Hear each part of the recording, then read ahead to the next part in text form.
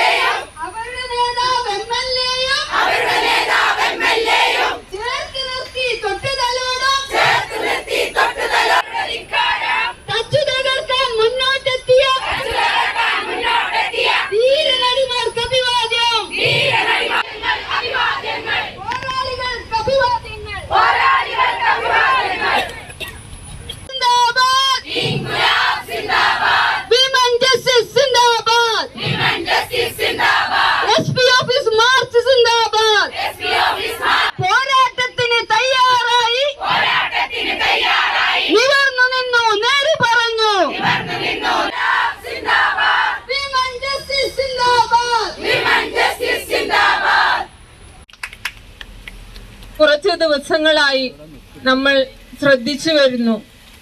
കേരളത്തിന്റെ സാംസ്കാരിക രംഗം ഒട്ടും സംസ്കാരമില്ലാത്ത, തികച്ചും അസാംസ്കാരികമായ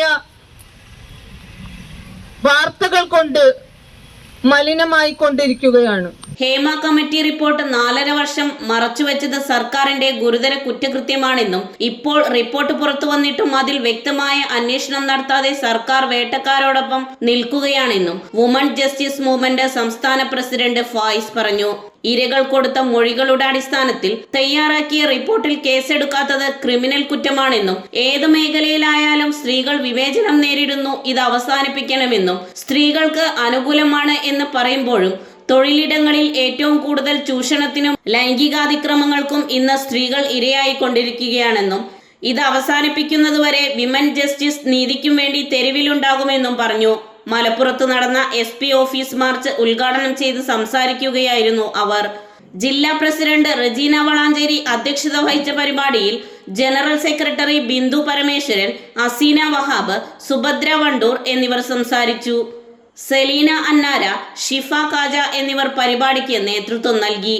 നേതാക്കളെയും പ്രവർത്തകരെയും പോലീസ് അറസ്റ്റ് ചെയ്തു നീക്കി. റജീന വളാഞ്ചേരി, ബിന്ദു പരമേശ്വരൻ, ഹസീന വഹാബ്, സുഭദ്ര വണ്ടൂർ, റംല, സാബിറ തിരൂർക്കാട്, നസീമ ചുണ്ടയിൽ, അദിയ, ഖദീജ MM, സഫിയ KC എന്നിവരെയാണ് അറസ്റ്റ് ചെയ്തത്. ന്യൂസ് 99 മലപ്പുറം.